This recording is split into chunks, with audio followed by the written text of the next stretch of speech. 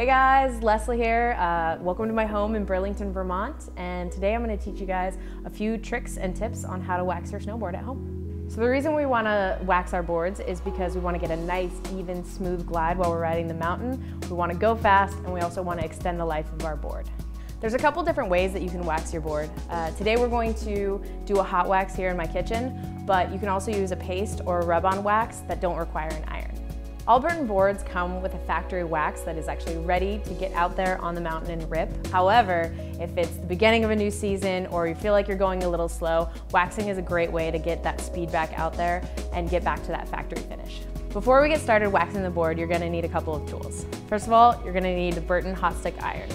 You're going to need a scraper, a Scotch-Brite pad for buffing everything down. Of course, you'll need some wax. And then you're going to need a towel or two because things are going to get messy. And speaking of messy, you don't want to make your mom or your landlord mad, so make sure to put something down on the ground like a sheet or a tarp, or in my case, some wrapping paper. Can you use any iron to wax your snowboard? Technically yes, but you probably wouldn't want to do that because regular irons have holes in the face surface and the wax is going to absorb in that.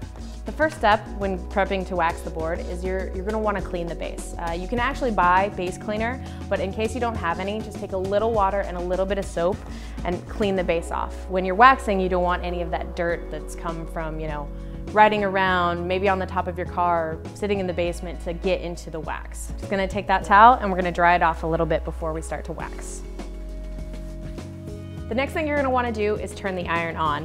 You want to make sure that the iron is not too hot, but just hot enough to be able to melt the wax and push it around the board. If your iron is smoking, it's just a little too hot.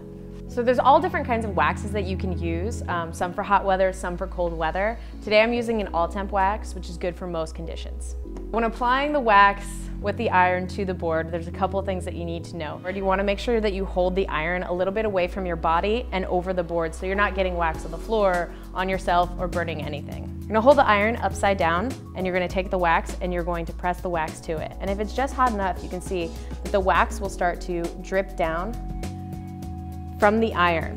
And like I said, hold it above the board and make sure that you're moving down through the board, tip to tail, letting a few bits of wax drip through. As you do this, you're going to ultimately want to get wax over the entire board. So make sure that you're thoroughly dripping the wax down, but making sure that you're touching every surface of the board. There's a couple different methods of how you can wax the board, but today I'm using the drip method. So I'm covering the entire surface of the base with wax, just going from tip to tail and making sure that the wax is dripping on the entire base. So now that we've covered the base with most of the wax, we're actually going to take the iron and we're going to move in a circular motion throughout the entire board and spread the wax around. When you're doing this, you don't want to go too fast and you don't want to go too slow. What you want to do is find a nice, even movement that's going to help spread the wax throughout the entire base of the board and cover everything that you do. You also don't want to go too slow because the iron is very hot and you don't want to damage or hurt your board in any way. So make sure you're moving at a consistent pace, pushing the wax around and covering every bit of the base.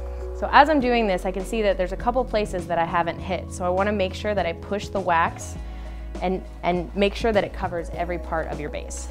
If you find that you haven't covered the entire base with wax, you can always add more wax. There's no harm in adding more wax to the board. So continue to spread the wax throughout the board, and this generally takes about 10 minutes. Once you're done waxing the board, you're going to want to let it cool down a little bit and also make sure to turn off your iron. Now that the wax has cooled down on the board, it's time to scrape it.